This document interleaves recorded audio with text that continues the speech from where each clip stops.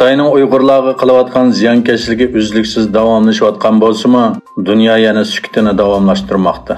Ijtimoiy taratqularda ham bahrilangan bir ko'rinish Uyg'urlar uchrayotgan zulmni yana bir qatim es qoldirdi. Ota-onasidan ayirib balalar lagerga yig'ilingan yoki ota-onasi lagerga qamalgan bir Uyg'ur farzandi "Apamni ko'gim keldi" deb nola qildi. İjtimoiy taratqularda tarqalgan senda o kichik balaning yenidagi Xitoy ayolga achchiqlanib, bir tarafdan yig'lab turib, "Apamni ko'gim keldi" deb nola qilishi ko'rguvchilarning qalbini larziga soldi. Germaniyadagi Dunyo Uyg'ur qurultiyi raisi Dolqun Aysaning hayoti va kechirmishlari tasvirlangan Xitoyning erkinlik to'ziqi nomli kitobi nashr qilindi. Dolqun Aysa apandi o'zining Twitter hisobida bayonot e'lon qilib, bu kitob haqida mundaq yozgan. Bu kitob mening aslimalarim va kechirmishlarimga asosan yozilgan. Kitobni yozishdagi asosli maqsadim kishilarni Xitoy Kompartiyasining qanchalik razil va rahimsizligi haqida ogohlantirish. Men o'zim erkin dunyoda yashayotgan bo'lsam-mu, men yana Xitoyning zulm, ziyonkashlik va adolatsizligi duchor bo'layapman. Amerika parlamenti a'zosi vakillar umiki Tayvanga yetib kelgandan keyin Xitoy Tayvan atrofida yana harbiy manevr boshladi. Tayvandagi aloqasini boshlagan vakillar umiki tunugun prezident Tsai Ing-wen bilan ko'rishdi. Yana bir tarafdan Amerika Avom palatasining boshlig'i Nancy Pelosining 12 kun ilgari Tayvan ziyorati keltirib chiqargan jiddiylik davomlashmoqda.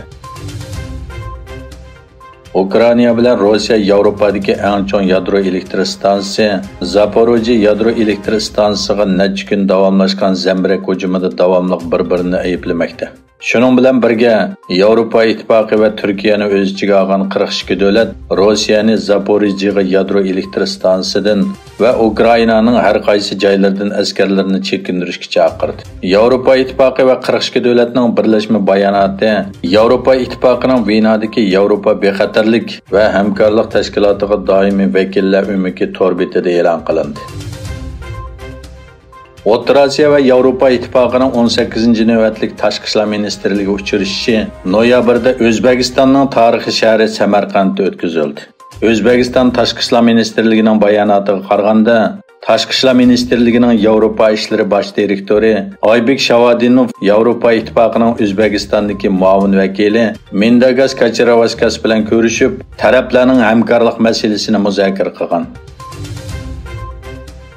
Birmaning harbiy o'zgarishi bilan og'dirilgan rahbari Aung San Suu Kyi 4 shiriklik delosining hammasida gunohkor deb qaralib, yana 6 yillik qamoq jazosiga hukm qilindi.